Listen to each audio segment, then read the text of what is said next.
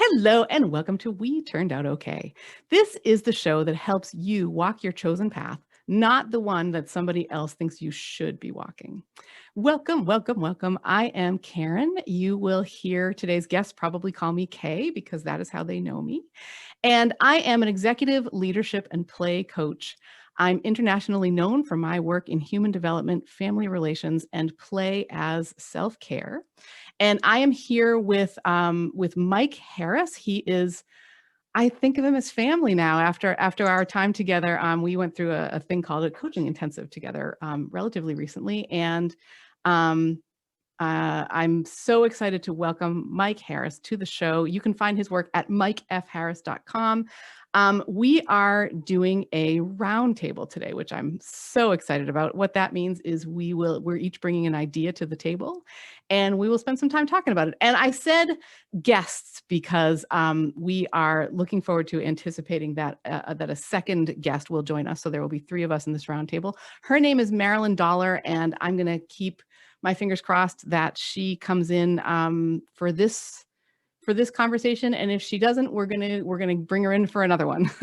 So welcome, Mike. We're so glad you're here. Okay, thanks for having me. You're very, very really happy to be here.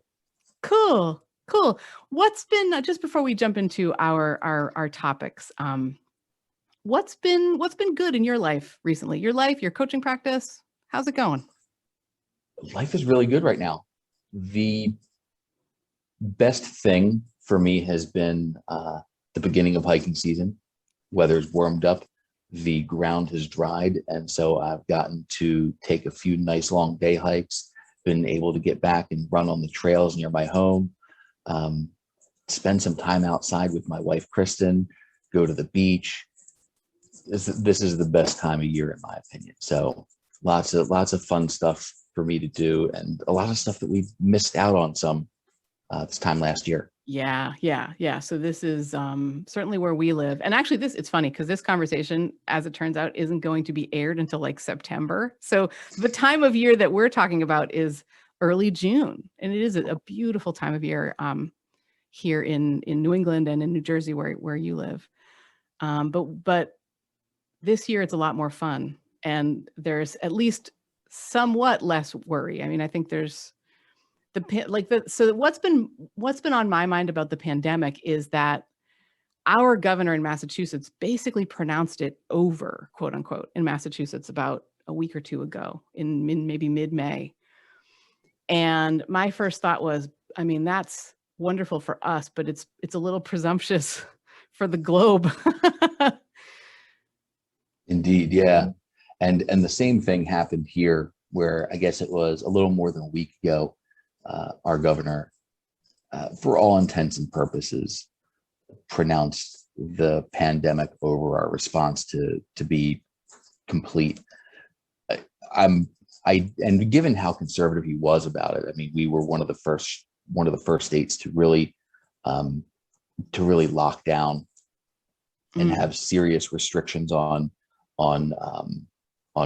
travel and capacity in stores and restaurants and stuff.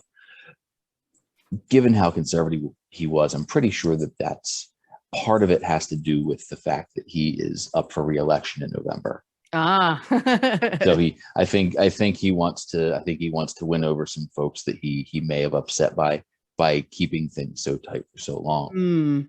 So there's a little bit of political expediency maybe in saying like, hey gang, we're good. Yeah, he's back to being fun Governor Phil again. Yeah. I mean, I've been very impressed with our governor. This is not this is his second term. He's somewhere in his second term, so he won't be reelected. And I think before the pandemic, people thought he was pretty stodgy, pretty like, okay, he's just up there sort of making sure that like he's signing everything correctly and bureaucratically it's all running properly. I've been very, very impressed with him in throughout the pandemic. And I think so when he says basically in Massachusetts, half of our population is vaccinated now, this is barring anything really weird, this is over. I believe him for here. And maybe this is, some guilt that I'm having over being one of the most privileged people in the entire world. There's a lot of places, there are places where polio hasn't been eradicated yet because the polio vaccine hasn't reached there. And I hear that, I know that from a bio and medical ethicist who's been on my show before. And like, we have a longstanding acquaintance, and I'm always reminded of like how incredibly rich I am, even though I don't feel rich in the moment, you know? So, but it is it's very wonderful and very, so there's something that stirs your soul, right? About being able to be outside once more. Oh my goodness. Yeah. I mean, where I'm recording from right now, my office is on Broadway in our little town, and it's full of shops and restaurants, and it's so heartwarming to see it vibrant again. Yeah. Yeah. More than a half a dozen people walking down the street at once. Looking a little a little staggering, you know, a little bit uncertain. Yeah. But now we have restaurant sidewalk dining wide open, and and it's back to the town that I moved to a few years ago. So it feels in a way like a coming home. Yeah, it really does. And I'm glad that we get to have this conversation kind of at the beginning of it. I think it's important for us to be able to talk to and hear from people like you, Mike, because you are living a truly, I think my understanding is, and you can correct me, I feel like you're living a truly examined life. You're living a life that feels very truthful to you and kind of on your terms. And what that means is that you're helping make the world a better place. Does that make sense? Does that resonate? Yeah, that lands. Yeah. And that feels like a faithful representation to me. Yeah. Yeah. Freedom is my highest value. Freedom is my highest value. So as I live into that, I think the rest takes care of itself. Yeah. Yeah. I would not have said, it's funny that you say that about freedom, because I would not maybe have said that freedom was one of my highest values, but I just wrapped up a 5-part series over the summer of 2021, sharing my 5 sort of highest, most important values. And when I really consulted my heart, one of them was freedom. And there's something so valuable in being able to truly be yourself and to be free to be yourself. And I think about, you know me as Kay. And that comes directly from the intensive that we were in together in late April, early May, when I went into, on the very first day, there was like a breakout room about nicknames. And I was like, oh, I'll go see what this is about. And they were inviting you to tell what your nickname is. And the one that I thought of was K squared, because I'm Karen. In my married life, I'm Karen Culp, right? So I initial things K squared and stuff. And I said, I'm multidimensional. And the thing is, being free, the freedom of letting people know you as somebody, like it's a different identity. K is a little bit different, a little more creative, a little more open, I think, than Karen has been. And now I'm working on incorporating, I would love to try and bring Kay's energy into Karen. But to even have the freedom to say like, hey, I'm Kay. I'm thinking of myself by a different name right now is so, it's scary. There's some vulnerability in it. Yeah. I think anytime we expand our range, there's going to be vulnerability, because it's, once we get toward the outer reaches of it, it's the stuff that spends most of its time in our life unexpressed. Yeah. And I think it's so important to be able to have at least someone in your life, to have people in your life that you can be free with. There's an inner freedom here too. Yeah. I really think is really cool. So you are here. Oh, sorry. Go ahead. As you say, I was speaking with a good friend of mine yesterday who was at the intensive that we met at, and she'd spent almost 3 decades as a teacher, and she made this off the cuff comment about how she wants to find how she needs to change to have the same success in coaching that she did in her life as an educator. And I thought, it was like, well, have you taken off the educator costume yet? Mm. And her eyes got big, and she's like, I think I know what you mean. I said, when did you start teaching? And she said, I started teaching full-time in 1994. And I said, all right, let's go back to 1989. And she's like me, is from New Jersey. So I said, using your hand, show me how tall your hair was. And she puts it about 6 inches above her head because it was 1989. Yep. I said, and did you have one of those sweet jean jackets with the fringes on them too? And all the pins, all the safety pins. Yep. I graduated high school in 1989, Mike, so I know exactly what you're talking about. Mm-hmm. And so it was, oh, all of a sudden she sees that she traded in this part of her range that was natural when she was young. She kind of set that aside. I wouldn't say she traded in, but she set it aside to put on this buttoned up costume that was very proper, wore sensible shoes, and but what she set aside was her swagger, that youthful swagger that in a lot of situations in life serves us very well. Yeah. There are situations where we need to call on that.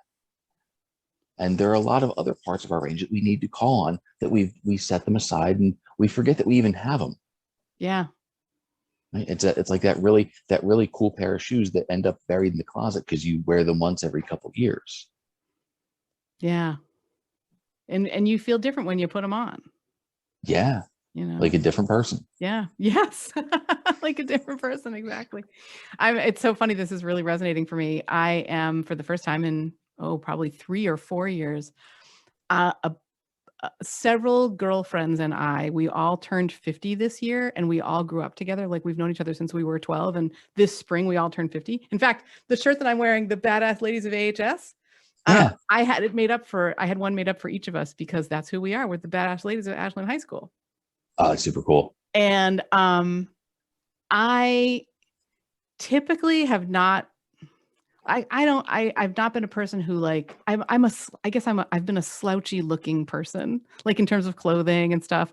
So you go to Newport, Rhode Island, and you go away, and I mean, my friends are just looking absolutely beautiful, just the latest fashions and the hair and the pedicures and all the cool stuff. And this year I decided to lean into that a little bit more. And I think I might wear like a skirt one night out for dinner. And for me, and I am getting a pedicure tomorrow. I'm going to, for the first time in my adult life, there's no requirement for me. Like, I'm not part of a wedding party or something like that, but I'm going to go and have a pedicure just for myself, just for fun. And I do feel like it's coming from a different energy for me, and a fun one, a playful one. You know, and I actually think that it's at least partly because of the confinement of the pandemic. Like, I've had enough of slouchy clothes for a while. Yeah. I'm good with that. So, and actually, if you're ready, Mike, I think I will check once more for Marilyn, and fingers are crossed that she is going to be able to join us in this part of our conversation. But if not, so I don't see anything from her yet. So if not, my hope is that when we record the second part of this, she'll be able to be there for that. But I would love to get started with our roundtable if you are ready. Ready. Let's do it.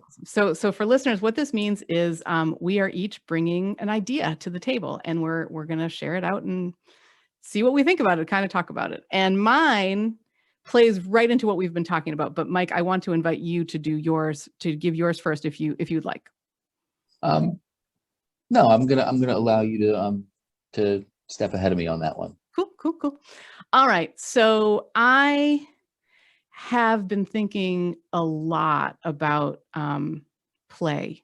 And so the reason I'm thinking about it right now is because I was just talking about how changing my outfit feels very playful for me.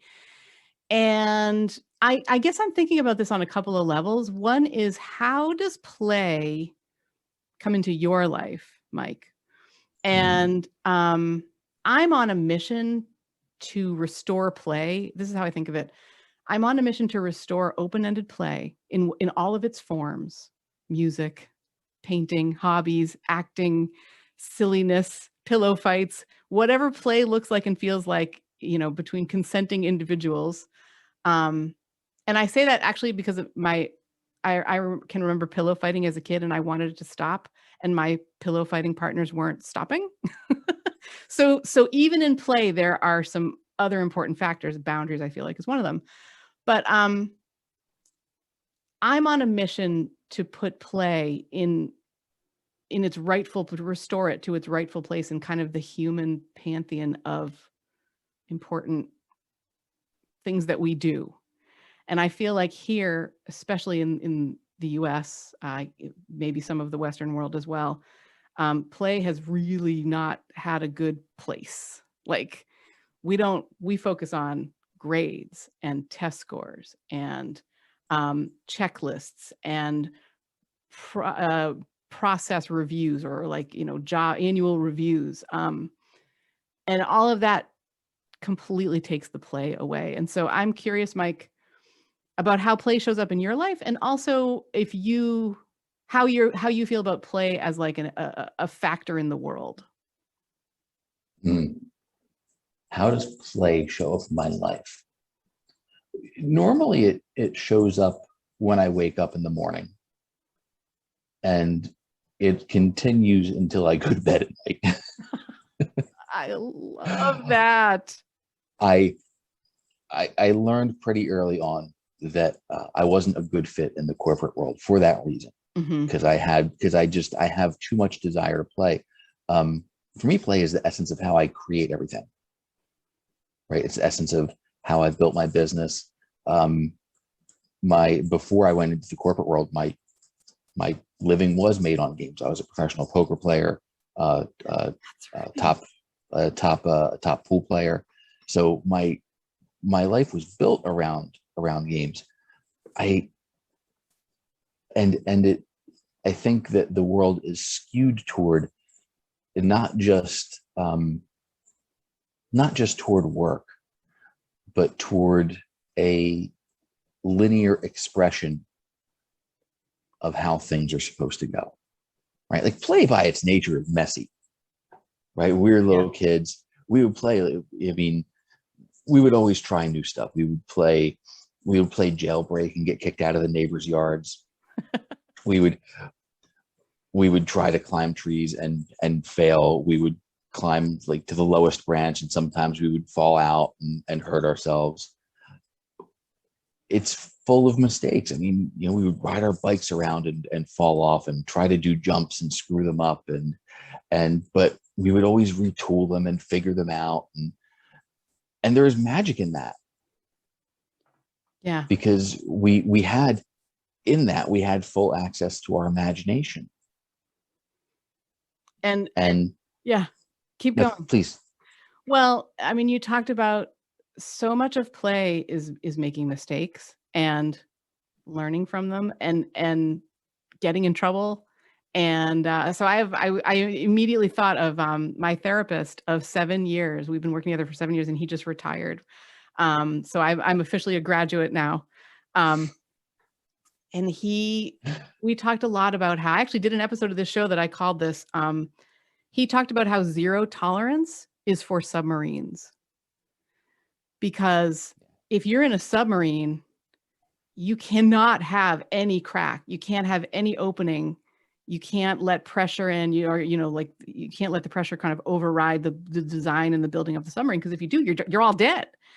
But childhood and growing up is the exact opposite of that. And I think I would even argue that zero tolerance, not only is it not for children, but it's not for adults, because we make mistakes. It's part of, I think we all, well, maybe not all of us.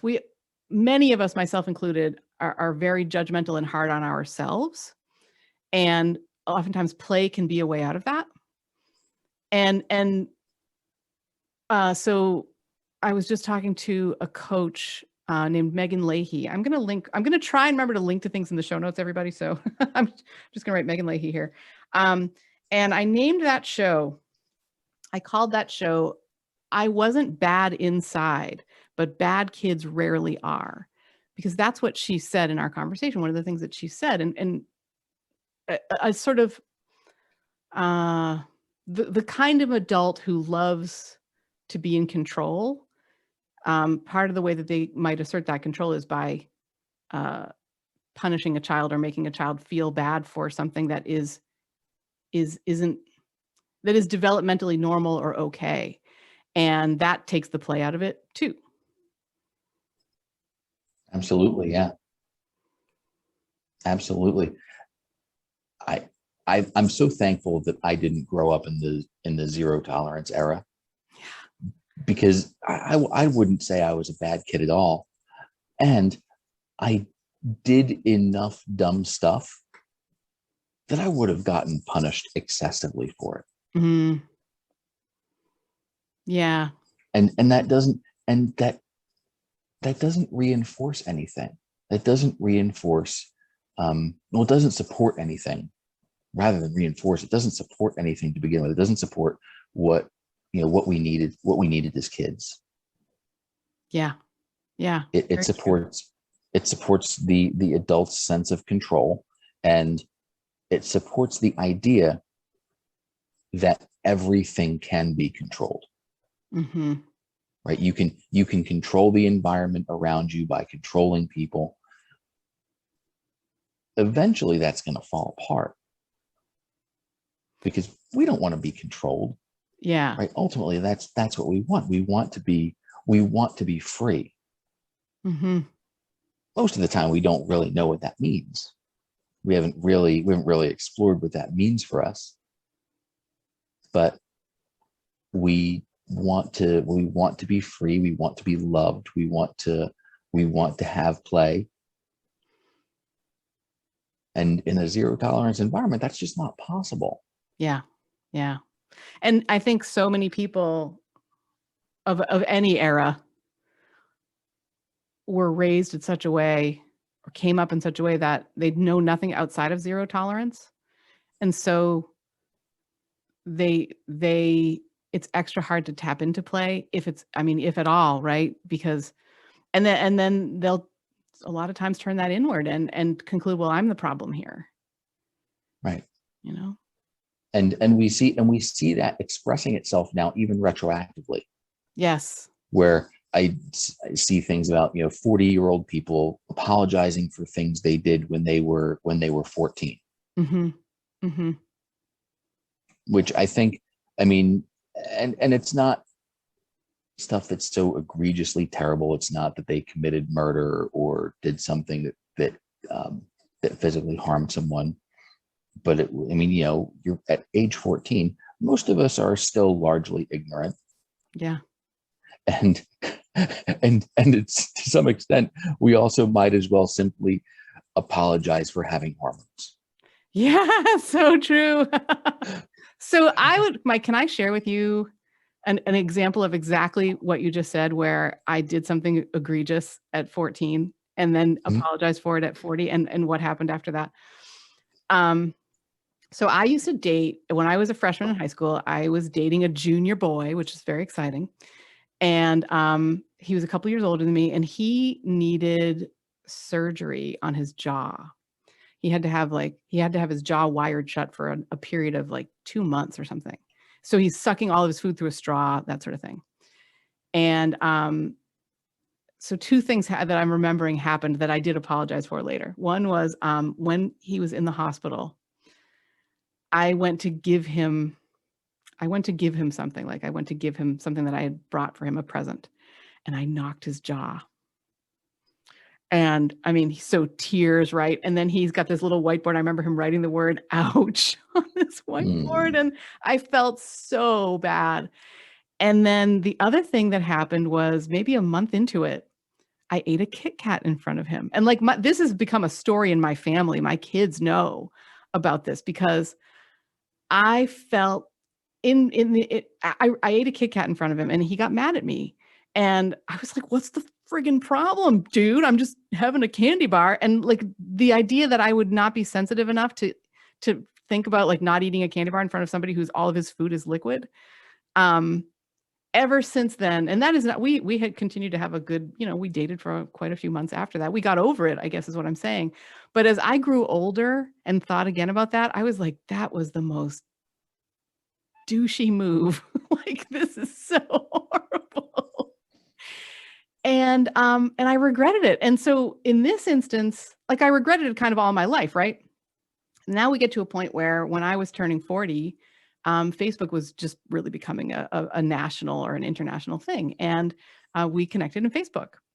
And almost the first thing I did was to message him privately and say, I am so sorry. Number one, for hurting your jaw in the hospital. And number two, for eating that Kit Kat in front of you. And he wrote me back. And I think what I said was something like, I hope there's no statute on apologies because this, these are really from the heart. And I really mean this. And he wrote me back and he said, first of all, you were giving me something in the hospital. So like it was an accident, of course. And he said, second of all, the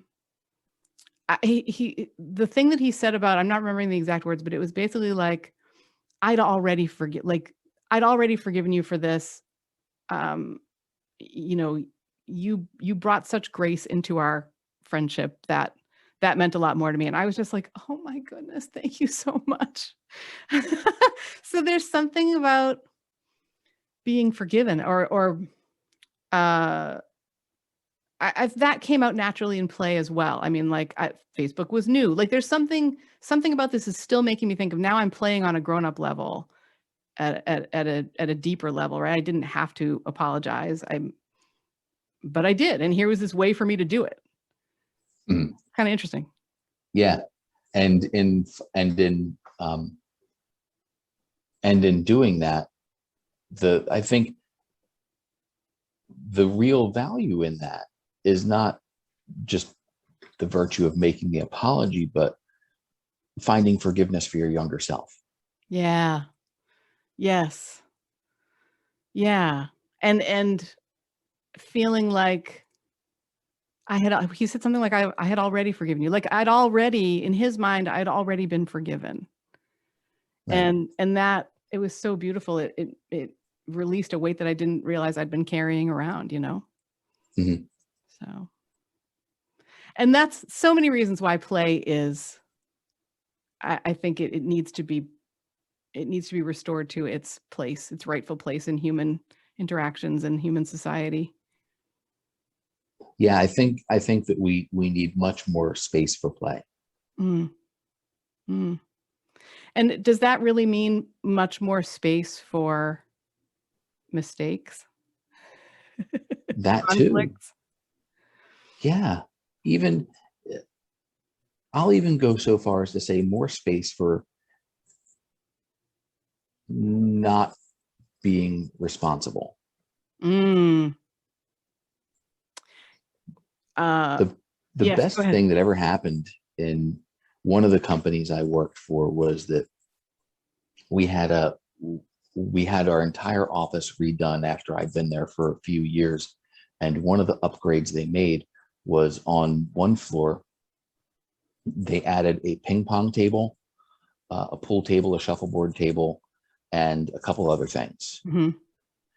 And the entire tenor of working in the office changed because it didn't have to be all about work anymore. Mm-hmm.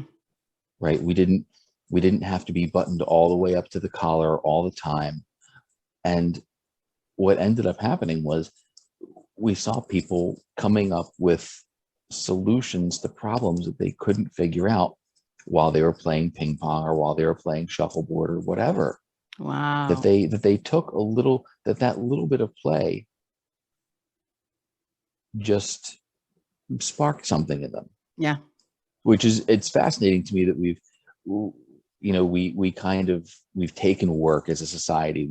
We've taken work and discipline and created this this forced commitment out of it, Mm-hmm. right? That we're going to power our way through this. We're going to will our way to a solution. One of the fascinating things I've learned in the last 2 years is all these great thinkers from centuries past that we refer to, they would have, a lot of them had these large rooms in their homes where oftentimes it would serve as their library too. They would store all their books there, but it was a room where they could just pace. Oh, really? It was a room they could just walk back and forth, Yeah. because just moving your body a little bit Yeah. Yeah. leads to more creativity. That's why I like to have, I mentioned I had my client on a hike with me last month. That's part of why I like to do that, because it gets us out of the natural thought pathways. Yeah. It gets us out of our natural habitat and into something that requires a little more of our presence, our physicality, and gets all that extraneous thought out of the way. Yeah. Yeah. Before we jumped on this call, I had 3 minutes, and I chose one of my favorite songs, which is called Cory Wong. It's by the band Wolfpack. I don't know if you've ever heard of them. It's a complete funk. Just it's so good, and I just danced to it because I needed to get into a good, happy headspace, and dancing ever since the intensive, where movement and dancing was such a priority, which is and what made it so much fun. It was hard work at times. I mean, it was incredibly emotional, deep, deep work. And it was such a blast. And what kept me wanting to come back was the idea of like, these are people who are as much into movement and fun as play as I am, So in some ways, it's where the highest level of thinking can happen. And we've talked a lot in here about how it stimulates creativity. It puts you in a place where you make mistakes and you learn from them. And it puts you into situations where there are conflicts that need to be resolved. Like I don't know, who's it if you're playing tag. And especially I've noticed with me as a parent, I have had to really work at taking off my helicopter mom hat and stopping micromanaging my kids' interactions. And that's hard. It's hard. And if I do that with my education and my background and my knowledge that kids need to be believed in above almost anything else, and as long as they feel that we believe in them, that our expectation is, you've got this and I'm here to help, they will succeed. Like that's a much, much, much better setup than like, oh, I know you don't know how to do that, so let me just do it for you. And then you'll learn from me about how to do it. And I used to do that. And it just, sometimes I'm still pulled towards it, but I'm much better at not doing that. Of course, my kids are 16 and 20. So, Yeah. we've had some time to figure that out, but, gosh, I mean, I knew I was going to enjoy bringing this topic to a fellow coach. And I'm glad I did. Have you got any final thoughts kind of on play before we move on to your topic? Yeah. What if play weren't a reward in a transaction? Mm. What if because this I did experience as a kid, you work first and then you get to play when you're done working. What if it were the other way around? Or what if they walked side by side? And what's really fascinating to me is that for all of our, for all of our advancements in thought as we've evolved over hundreds of thousands of years, our biology isn't tremendously different. And a friend of mine who's a coach down in Austin, Texas, he shared this story with me maybe a year ago. He was walking with his client and they were doing a walking coaching session together.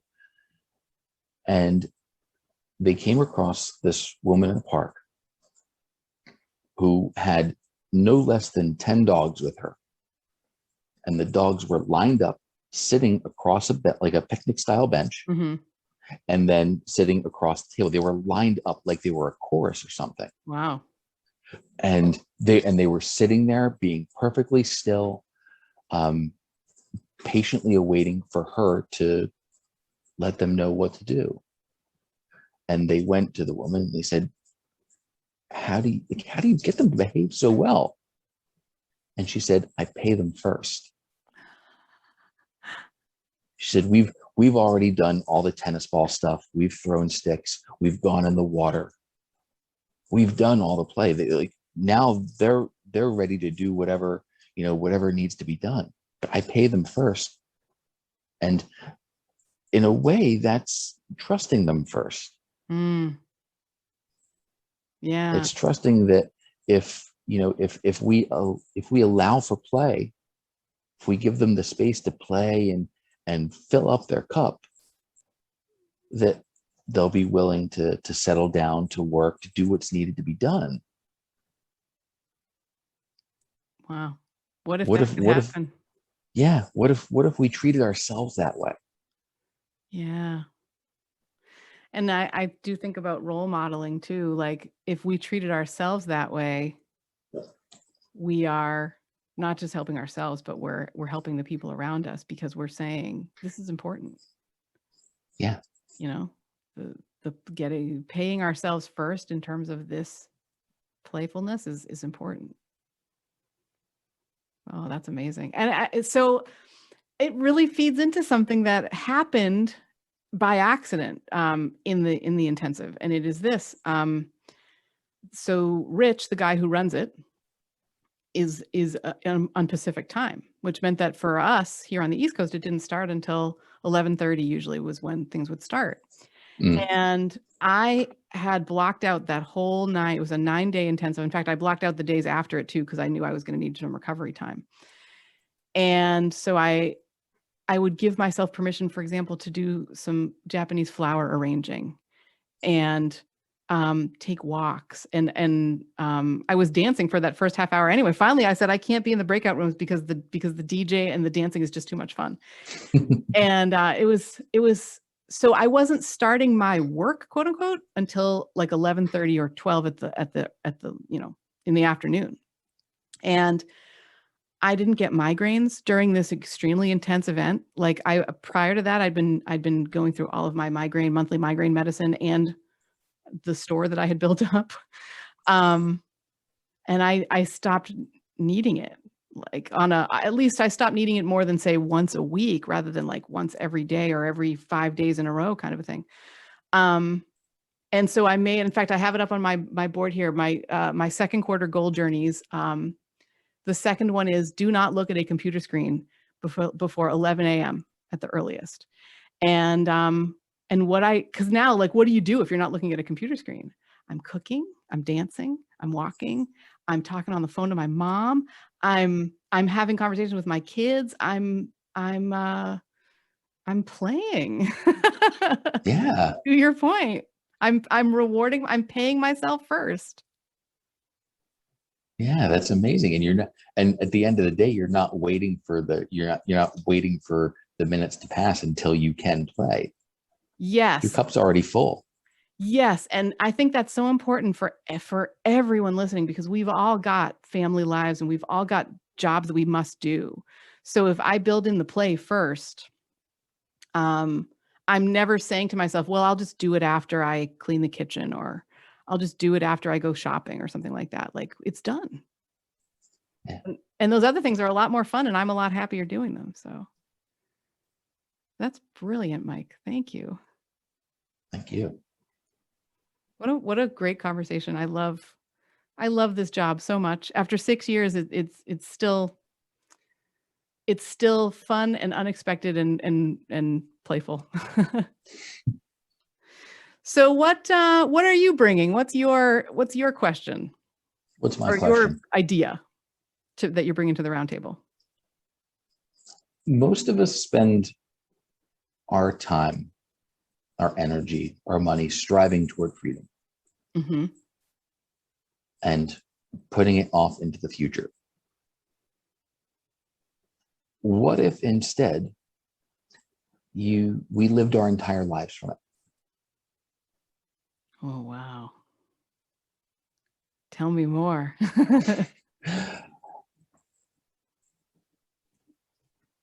A few months ago, I was on a morning walk, and I sat on a bench by a lake. I had my notebook out, and I just started writing about freedom. And one of the first things I wrote was that, freedom can take a number of different forms. It can be freedom from something, freedom to something, freedom through something, and then freedom as yourself.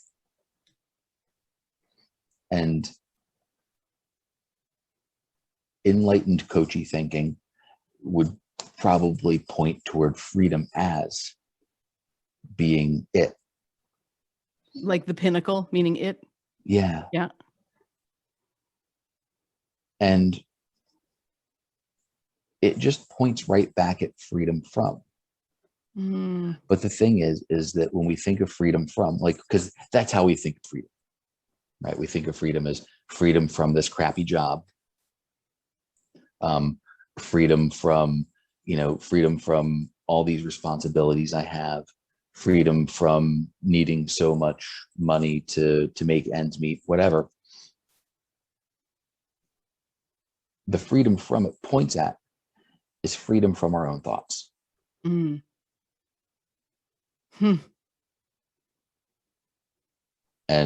not in the sense that we have to control our thoughts, but in our relationship with them.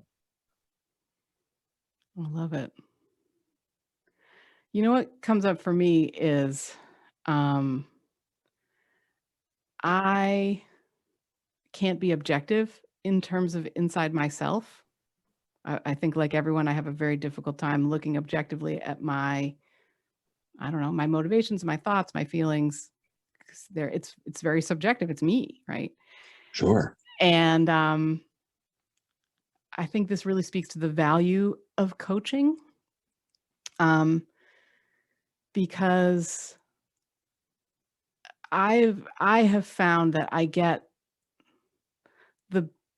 the tiniest glimpses only of what would be better for me, maybe what would be good for me. And I'm sort of learning.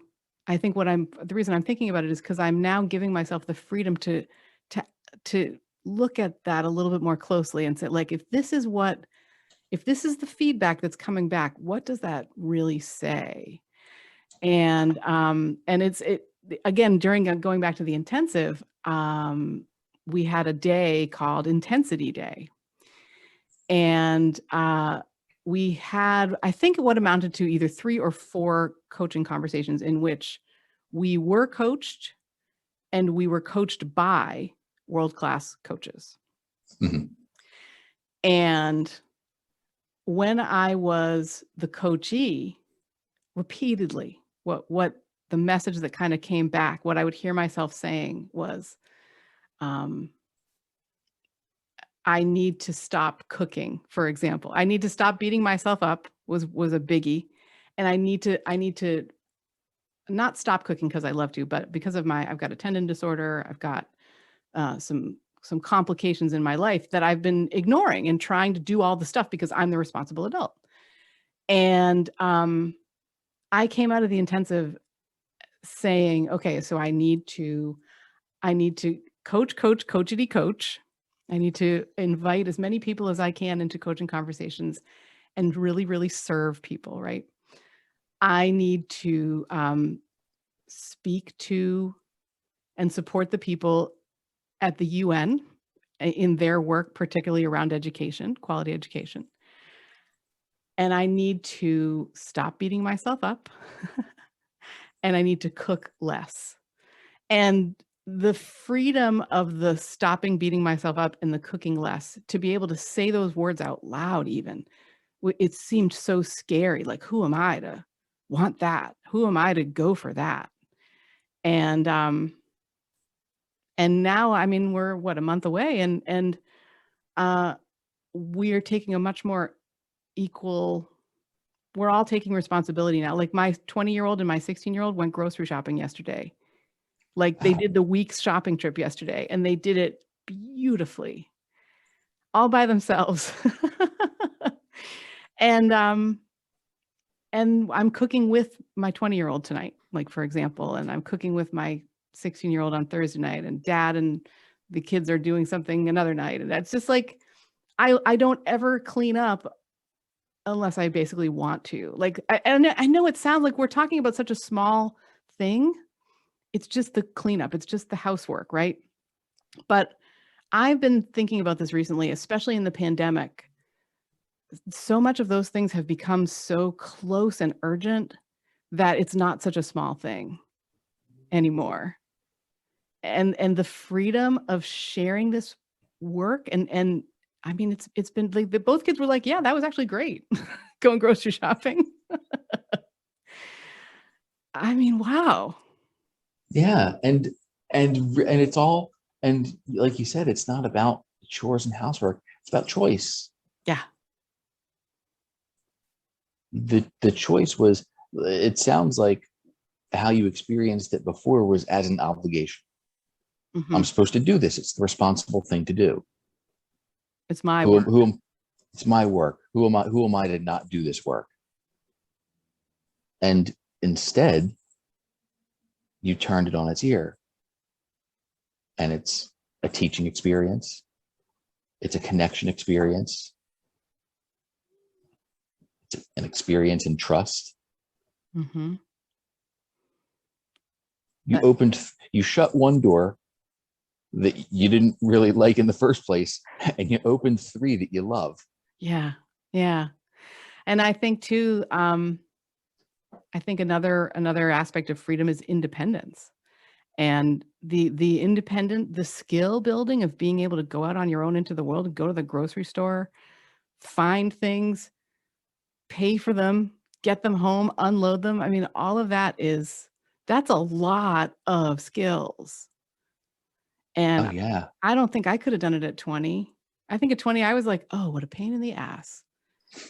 You know? And I remember my mom in this exact situation. She would come home, and she, at first it was a little bit of like, "Hey, can you guys please help with?" And then finally she'd be like, "I'm opening the doors to the car. Somebody else is getting these goddamn groceries. I can't do this anymore." And and like, and they just, the fact that we've created a household in which the young adults here are motivated, are into it, and are learning these independent skills and contributing, knowing that they're contributing meaningfully. I think all of that is really, there is a lot of freedom in that, you know? Yes, there is. And look at what you pointed at with, with your mom. It's that, she goes from obligation to resentment. Yes. Yeah. Yeah. And that's a painful place to be. That's resentment is probably one of the least free places you can be inside your own head. Oh, that's so interesting. Yeah, it's true. And just to kind of, complete that journey, right? Like I've, as a grown up, I've stayed with my folks, they've stayed with us. And we do share, we all have a love of food. And so grocery shopping has become, where, especially where my folks are concerned. Um, when we visit them, for example, or when they come here, there's a lot of attention paid to the menu. My mother loves to cook with my kids. Mm. And so we have come to a place that's beyond resentment now, and much more into like collaborative fun. Um, in a true melding of these two ideas, play and freedom. Yeah. Right. Yeah, that's a really cool shift in experience for all you guys. Yeah. Yeah. It really has been. It's funny, you don't realize how your parents are going to be as grandparents. I don't even think I thought about that. I just sort of knew them as my parents. And my dad has given me permission to tell this story. And in fact, I've told it on the podcast before. Um, When I was a kid, we are a skiing family, very much love skiing. But when I was a kid, and I'm realizing now that the reason for this is because my dad wanted to ski what he wanted to ski, and what he wanted to ski was generally way above my ability level. But if you've got your 10-year-old with you, you can't let them go down some other hill at Killington or some big place where they could get lost, right? So he'd be like, "Hey, this doesn't look too bad. Come on over here to this black diamond with all the moguls on it." And I'd be like, "I don't really want." And he'd be like, "No, Karen, you'll be fine. You'll be fine." And I would get to the bottom of it, hating my life and hating that I was stuck in this and falling and cleaning snow out of my whatever equipment and coat and everything.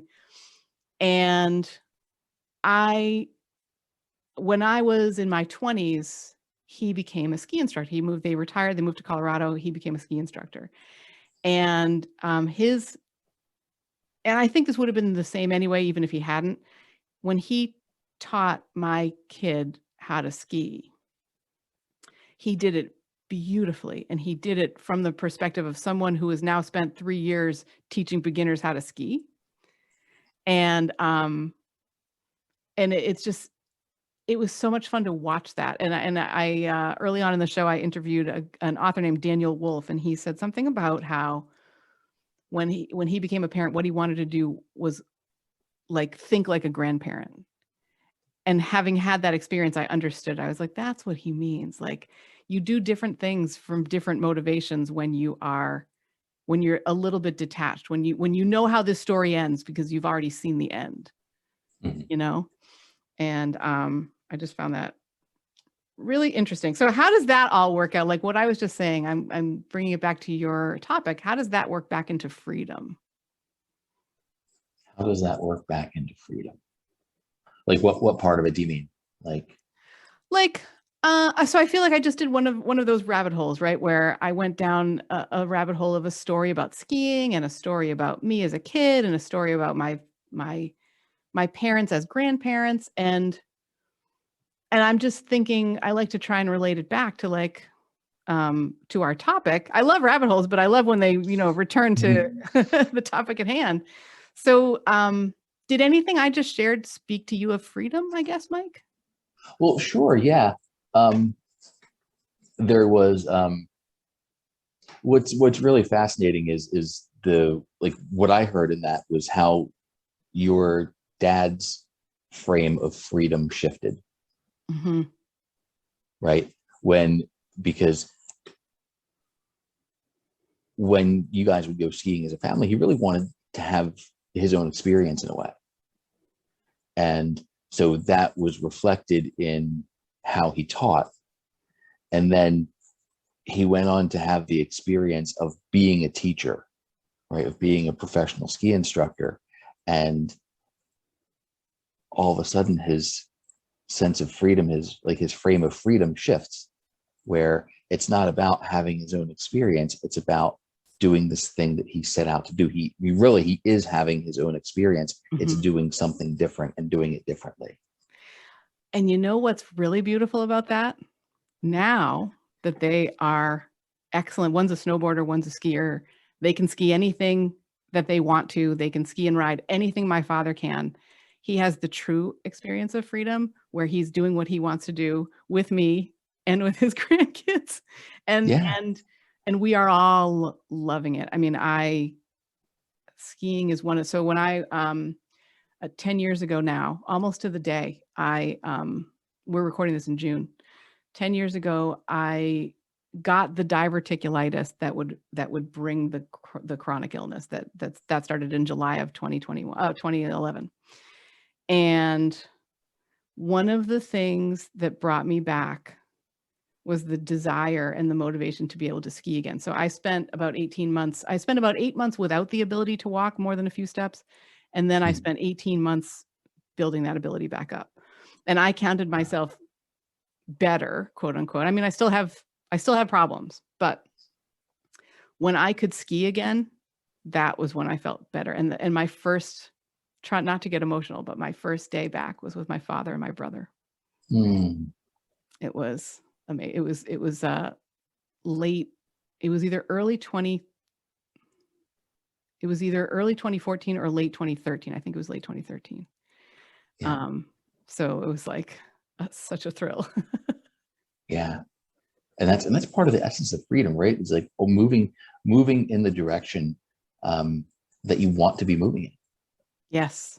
right? Even if you're not pleased with the starting point, right? My dad, when I was my late teens, early 20s, had diverticulitis. That's not a good starting point for anything. No. No. No one's happy to be there. No. But yet where you go from there can surely represent freedom. I have actually called it the chrysalis that brought me to the butterfly that I am now. I was a caterpillar before I got the chronic illness. Yeah. I had a great life, but it was very unexamined. And I wasn't doing the important work that I believe I was called here to do. And now I am. And I do have the tendon disorder to thank for that. I literally do. Mm. So yeah, that can really bring everything into sharp focus quickly. Yeah. Yeah. Yeah. Yeah. And it's amazing how simple life can become when we're faced with adversity. That's certainly be a springboard toward freedom. Yes, absolutely. Absolutely. And the freedom, it works on so many layers, right? Because the freedom of being able to stand up, and I'll never forget the first time I realized that I had stood up and walked away from a chair without thinking about the mechanics of how I was going to do that. And it was like, wow, you don't even have to think about it anymore. You can just get up and go. Yes. So freeing. It works on so many levels. Yeah, it really does. And the less we delay it, the better it works for us. Yes. Yeah. Right. Like I see so many people, I mean, having worked in the corporate world for a long time, that people will drudge their way through work and live as much as they can as themselves the 2 or 3 weeks a year that they're on vacation. Yeah. Like they're working so that they can eventually have this little block of time where they live.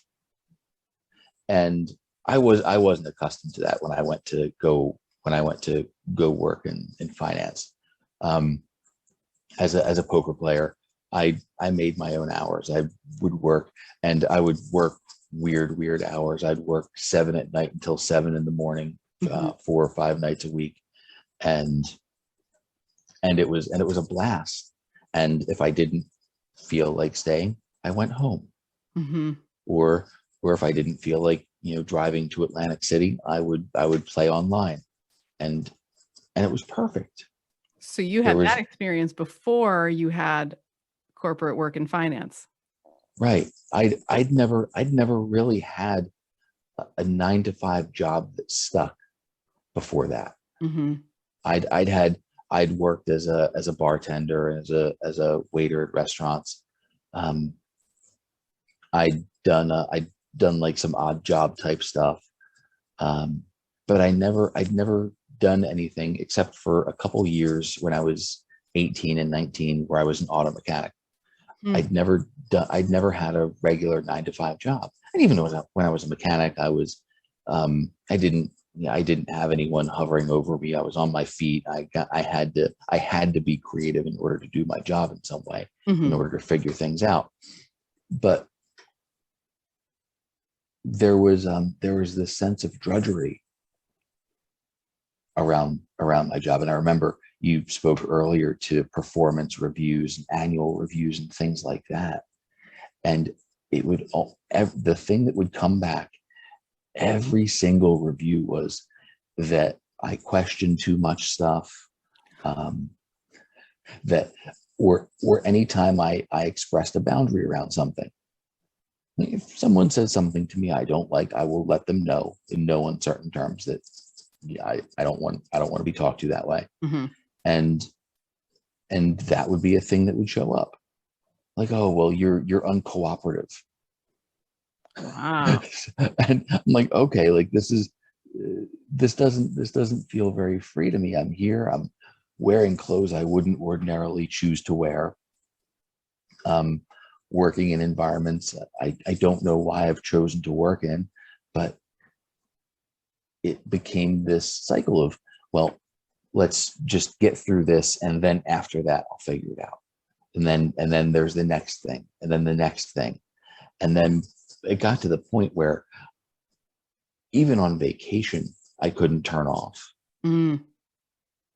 And I was so riddled with anxiety that I would take phone calls from my team. I would have someone call me out of the blue, and I couldn't answer the phone without my hand shaking violently. Wow. I was that anxious, and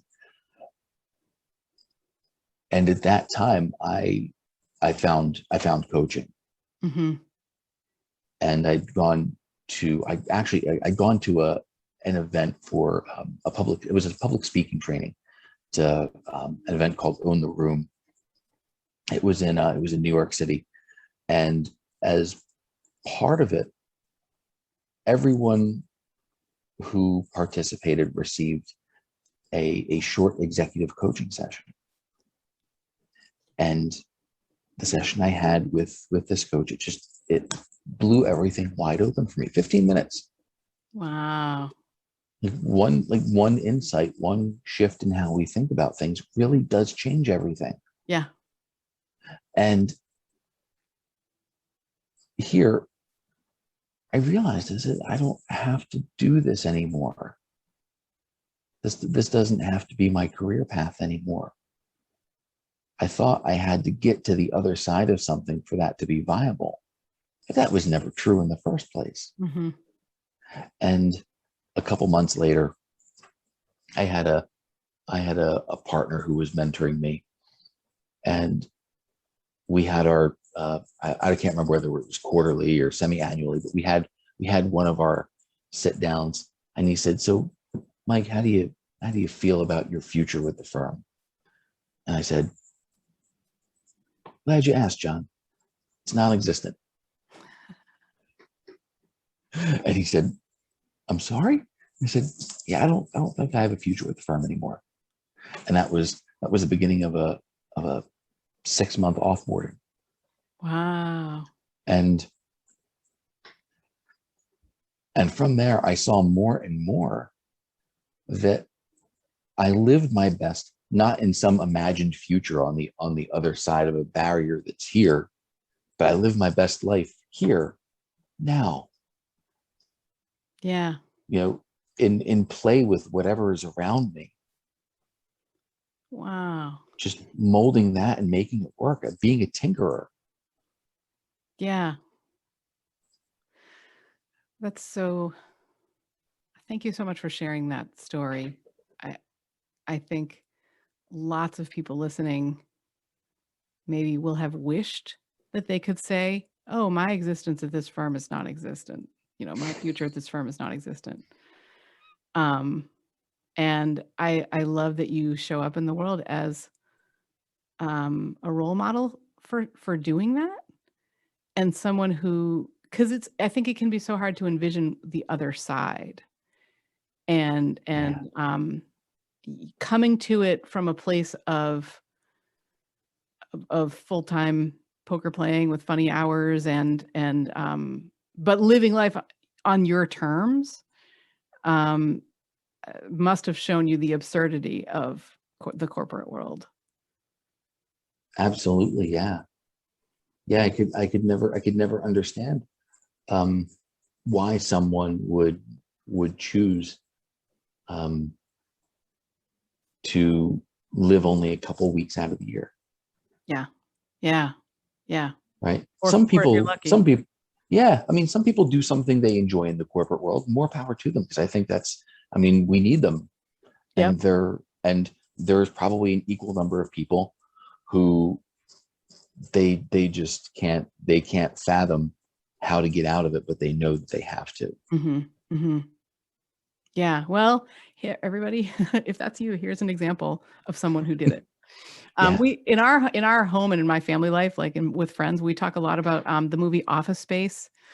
There were these two characters called the Bobs. They were Bob and Yes. Bob, and they were hatchet men. They were basically there to remake this company. And the way that the main character kind of showed up with the Bobs, like one of them says, you've been missing a lot of work at some point. And he says, well, I wouldn't say I've been missing it, Bob. Like, it's to be able to bring some of that into your thinking, it may be a way of gaining more freedom, I guess, or of being able to figure out what freedom looks like to you.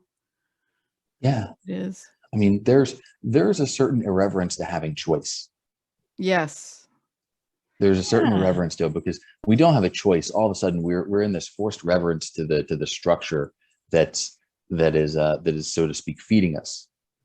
Yeah. That might be what this episode ends up being called. So that's why I'm writing it down. All right. There is a certain irreverence to having choice. It's so funny. I've had that word on my mind a lot recently. I've been thinking about what it really means, like to be irrelevant. Say it, Mike. I can't say it. I don't know. Irreverent. Irreverent. There we go.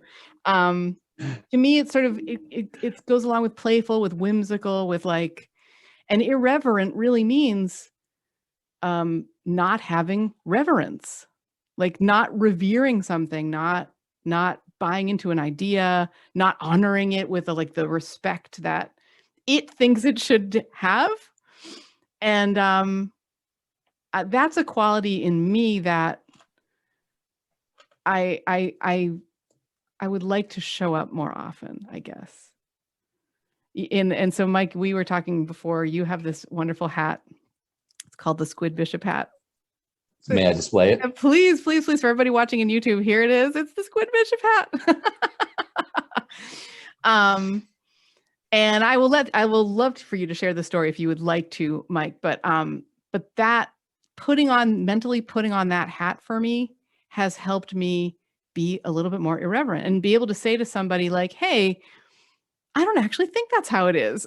Or I remember finding myself, I'm moving into executive coaching, and I called up a longtime friend, and I started it backwards. So ordinarily when I'm starting a relationship with anyone, I wanted to come from a place of service. It's an 1.5 to 2 hour long conversation where all we're doing is helping them, right?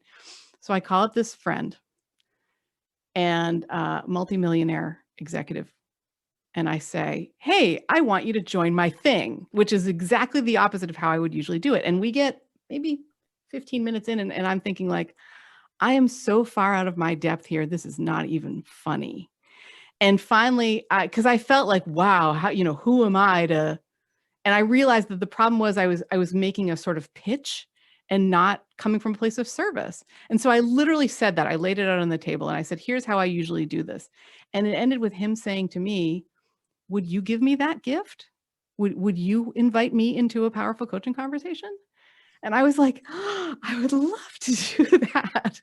And just the irreverence, for me, the part that was irreverent was being able to say like, let's blow it all up here. This is not how I work. And instead of trying to stay on this formal, like BS-y sort of path. And that's where it got real. That's where we were really able to come to a place of service, basically. Yeah. Irreverence is really a powerful way to be of service. Yeah.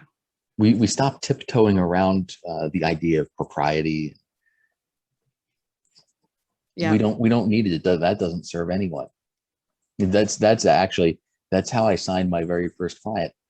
Is it? I had a friend and I called him on the phone. He and I had been having sort of deeper conversations over the course of a few months. And I called him on the phone one night, actually during one of these intensives. And he said, hey, what's going on? I said, oh, not much. I'm out here in Santa Monica, and I just wanted to let you know I had this thought. You're going to become my client very soon. So I thought I'd let you know that and see where it goes. And he said, oh, okay, great. I said, all right, I have to go the juice bar now, so I'll catch you later. And that was a whole phone call. And then a few days later, he texted me. He said, "What did you mean I'm going to become your client?"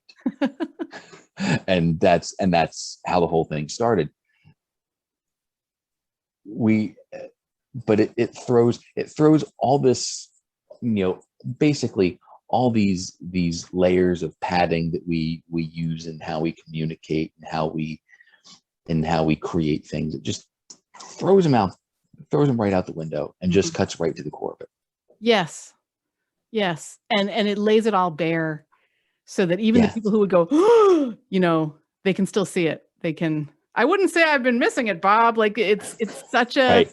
And there's so many culminating moments in movies, right? The other one that comes to mind is from The King's Speech, where I don't know if you've seen that movie, but where Lionel is sitting with the about to be crowned king, and he sits in the, I don't remember the names of all of these places, but he sits in a throne that is only reserved for the sitting king or queen. It's not for anyone else, and he's sitting in it, and that's what sparks the king to say, "Hey, you can't sit there, and you have to listen to me because I have a voice."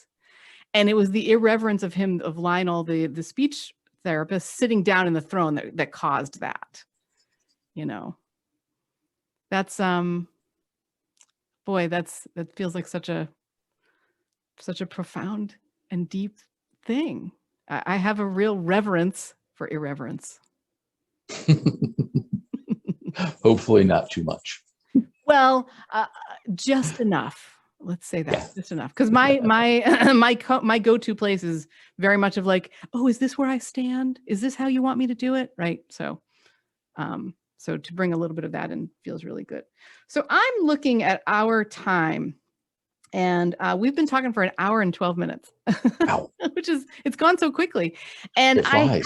I have this feeling, I'm just checking one more time, I have this feeling that Marilyn is not going to make it into today. So Marilyn, if you're listening, we will get you on the show. It just didn't happen today. Watch, she'll show up now, which would be very funny. So Mike, rather than, because we had talked about stopping and starting another episode and stuff like that. And I think if there were 3 of us, that would make a lot of sense. Yeah. But what I'm curious about is if you have another, because I have another roundtable-y topic, and if you do too, my thought was maybe we could do like a lightning round. We could spend like 10 more minutes together and bring something, that's just a little bit of a quicker, deep, discussion. Does that make sense? I'm game. If you go first, I'm in. Excellent. All right. So my question is, what do coaches do all day?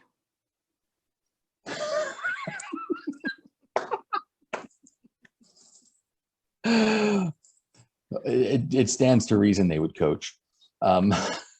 Yeah. I would say I probably spend about 30% of my day actually coaching. Yeah. I have a book I'm working on, so I spend some percentage of my day doing that. Hiking, spending time with my wife, cooking, and playing with my cats. Awesome. And I spend at least an hour a day reading. Sometimes it takes me an hour to get through 5 pages, but damn it, I'm spending an hour reading. Yeah. And the rest of it is playtime. It's just dreaming up things. Sometimes I'll scribble down some ideas,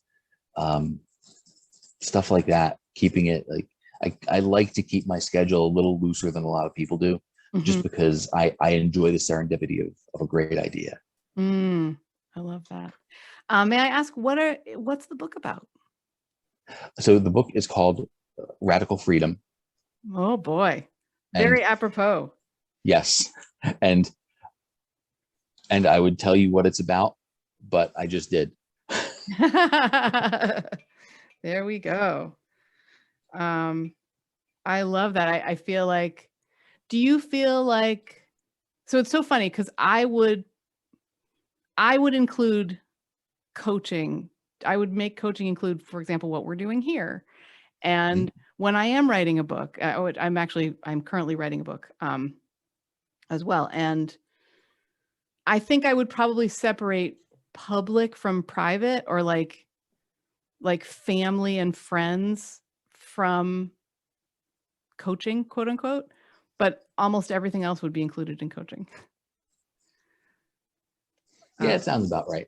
Yeah. And so if you're writing a book about radical freedom, that's called Radical Freedom, what that says to me is that you bring a lot of your values into your life and your coaching. Yeah. Yeah. I mean, ultimately, I coach what I live. Mm-hmm.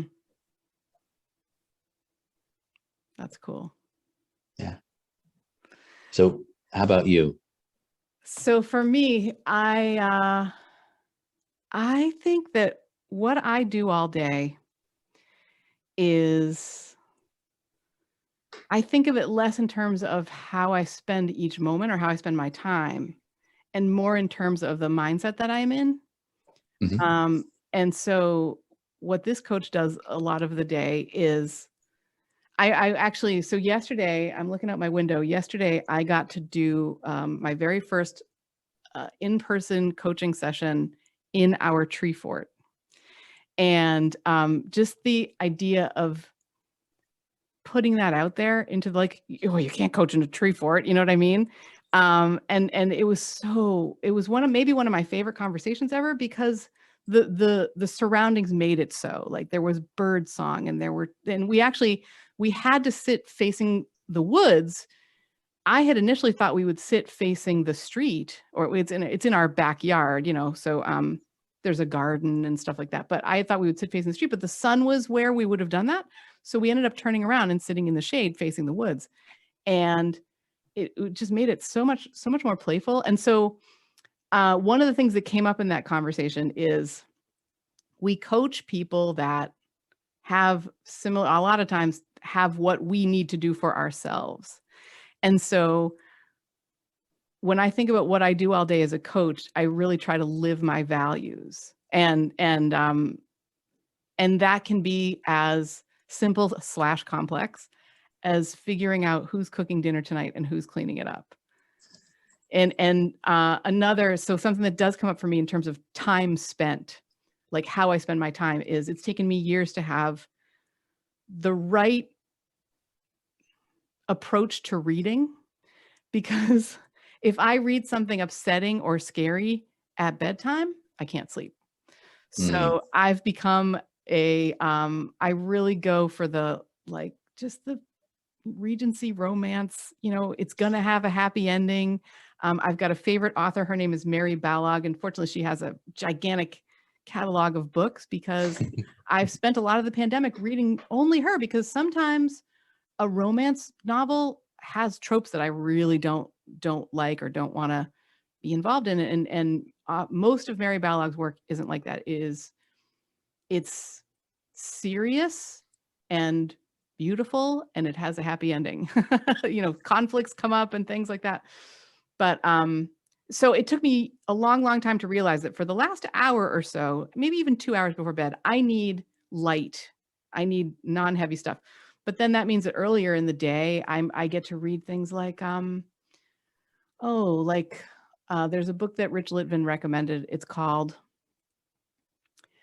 100 Truths You Will Learn Too Late. Mm-hmm. It's such a great book. And I've been trying to keep track of the things that we are talking about so that I can link to them, and I will link to that one as well. And to me, that is a kind of coaching. Like when I think about what does a coach do all day, it is trying to live into our values, or my values, trying to structure my day in a way that means that I'm able to be there, not just for my clients, not just for my family or friends, but for myself.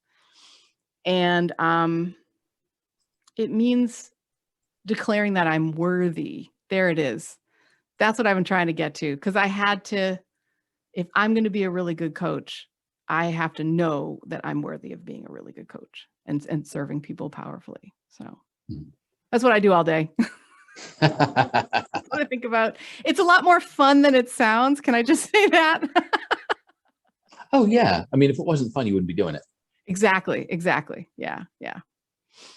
Yep. So there Super we go. cool. Lightning round number 1. All right. Lightning round number 2. Staying on theme a little bit. What are some other books that have been very impactful in your life? Oh, wow.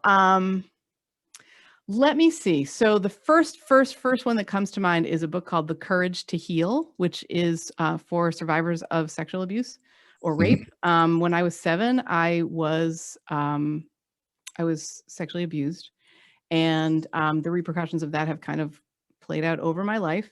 And when I was in college, that book was so helpful. I mean, that book made it so that I could keep going, is I guess probably how I would say it. So that's one.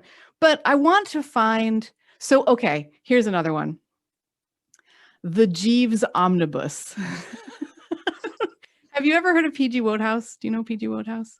The name is familiar, but I can't place it. So PG Wodehouse was an author, wrote kind of probably from like the 20s into sort of the 60s and 70s, and he wrote about a British guy named Bertie Wooster and his butler, his valet, his gentleman's personal gentleman, whose name was Jeeves. And those books are so irreverent and so funny and so from the heart, but very silly and sweet. So that I think probably the books that have impacted me most are books like that, the Jeeves Omnibus, and books like The Courage to Heal, which have been so helpful, and so much needed, but deep and hard in a lot of ways. Yeah. Mm. Thank you. So what a great, great, great question. And let me turn it back around for you. What are some books that have had a lot of influence on you? The first one is the Tao Te Ching, which I read for the first time, I think, when I was 14. And, when you're 14, you come across something deep, like you're like, whoa, man, this is really crazy. And now 30 years later, I still read it and I'm like, whoa, man, this is really crazy, but in a different way. Because, I mean, it took me forever to pick up that it was about the paradox of being and not being, of doing and not doing, of thinking and not thinking, right? Doing that which just kind of comes through you, rather than trying to find it and make it happen. That's the first one. The second one, I mean, you could pretty much take your pick from this author, but the one that has impacted me the most, Crazy Good by Steve Chandler. Crazy Good. Okay. Yeah. It's in my opinion, I mean, I've read every book he's ever written. This is the one that kind of encapsulates all of it, though. And it's written in distinctions, right? For example, one of them is testing versus trusting. Right? Do you have to trust that something is going to work before you try it, or are you willing to test it out? And I think he's got 15 distinctions in the book, and they're on the surface, they sound like common sense, but like everything Steve does, it's unassuming and yet very very nuanced, very layered, and you could read that book 100 times and get something fresh out of it every time. Wow. I only know Steve Chandler from the book that he wrote with Rich Lippman called The Prosperous Coach. And I think I'm on my 4th reread in a year. Oh, wow. I've basically I take it to the breakfast table with me every day and read a chapter. And you're absolutely right. I'm now, 4 times in, I'm like, I didn't see that before. Wow. Here's the thing like that. It's so interesting to see what comes up with each reread. So I can completely see why that would resonate for you for so long and so deeply. Yeah. And Rich and Steve were such a great pair to write that book. Yeah. Because Rich being a man who really seeks who seeks to create clarity, and Steve, a man who has zero reverence for clarity whatsoever. He's I'm a former client of Steve's too, and I'll just share really quickly. He the first time he and I ever spoke, he said to me, and I'll do my best to get this Steve impersonation done correctly. He said to me, "So, Mike, what is it that you would like to talk about today?" And I said, "Well, Steve, here's this thing. I'm kind of in my head about whether I'm really being a professional as a coach. Like, coaching is definitely a vocation for me, and I love the craft, but I don't know that I'm doing what it takes to be a professional." And he said, I understand. And he goes on to talk about being on the path of a professional versus not professional. Mm-hmm. And he said, the one thing that successful coaches do that, that non-professional coaches aren't doing is that when they get off the professional path, they get back on without ever thinking about what got them off path in the first place. Oh, wow. And then he said to me, "Mike, there's nothing to solve." Wow. And that was the moment I became his client. I said, "Okay, like how do we do this?" Yeah. Because you can be so drawn to someone who you were saying this before, has an insight, has a provides some solution for you that was in you, but that you didn't see. And you're just like, wow, I need more of this person in my life. I need this. It's not even necessarily their words, right? It's their being. Yeah. And it's that they point, they point to what's needed in the moment in a way that's it's clear, it's effortless. I mean, nothing to solve. Yeah. Yeah. And over the years, I learned that it was, my ability to solve problems was a blessing and a curse. But it took hearing that to just point out that solving is maybe a tool in my toolbox that was being overused. Mm. Yeah. Yeah. Right. Which really, for me, it really brings us back to something that we were talking about, I think, before we hit record, which is that I used to be the kind of coach who someone would ask me a question about how to stop temper tantrums or how to potty train their child, and I would give them an answer rather than taking it to a higher level. So I really think that for some things that you gotta there's a way to think about potty training. There's a way to think about temper tantrums, and I've offered courses on it and stuff like that. But for someone to say, "Here's my specific situation," for me to say, "Oh, here's your answer," isn't, without asking some more questions. I've had to grow beyond that as a coach, and I'm happier now because I get to tap in more deeply with clients, and they're happier Mm-hmm. because solving the potty training conundrum is oftentimes a part of living a life that fulfills you, because you have kids, they're going to need to learn how to use the potty. Yeah. And how do you see that through? And so there really is something, I think there's something really special about allowing, as coaches, allowing ourselves to be in that space and to know there's nothing to solve here. We're in the moment. Let's be here now. Right. Right. I've made this analogy of coaching, of good coaching, to being a chess grandmaster. Because when we're solving as coaches, we're playing one move at a time, right? We're kind of living move to move. I have a chess coach who happens to be a grandmaster, and one of the first things he told me is, "Don't be in such a hurry. Grandmasters win slow." Wow.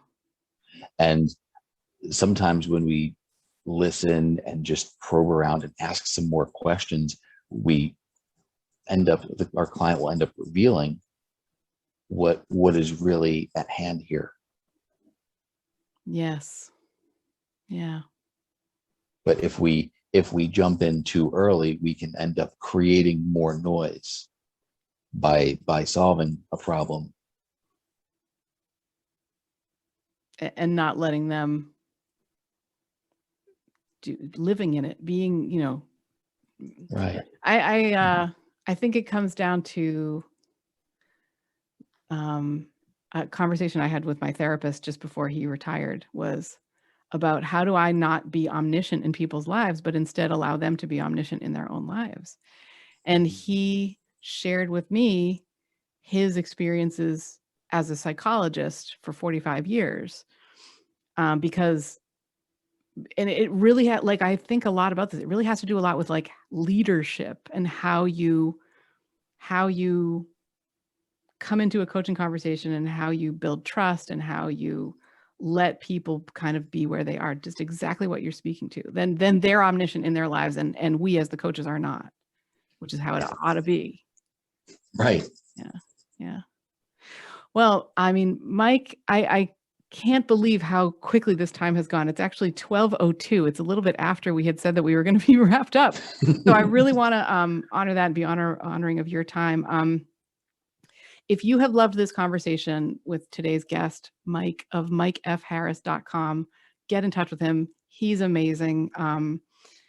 And I really, really encourage you to do that. And Mike, I just want to say a huge thank you to you for being here with us for an hour and a half conversation. I mean, it's I think it's for listeners, it's going to go just as fast as it's gone for me.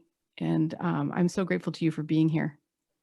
Okay, thank you so much again for having me. This was wonderful. I really enjoyed our conversation today. Yeah, me too.